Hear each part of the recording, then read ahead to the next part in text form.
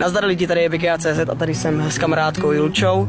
Ona je neslyšící a bude nám a ukáže nám v tomto videu znakový jazyk, budu jí pokládat otázky a nebo spíš slova a ona nám tam bude na to odpovídat. Julčo, řekni... Julčo? Dobře.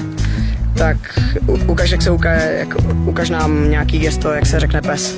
Pes, kočka, dům, boty, králík, strom,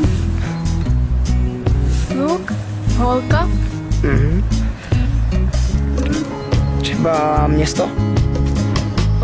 Český Krumlov, České Budějovice, Praha, Ostrava. Pardubice, víš? Je Pardubice, Zlín. Jo.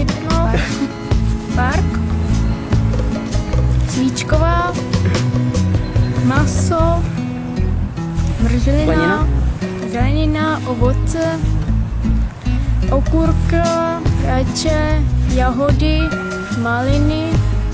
Brácha třeba? Brácha, sestra, teta, táta, máma, babička, děda. Asi všechno. Jo, to může stačit. A pro toto video by to bylo všechno, já se s váma loučím. Bohužel kamarádka se s váma rozloučit ještě nemohla, protože jsme na to zapomněli vlastně, takže se ti omlouvám.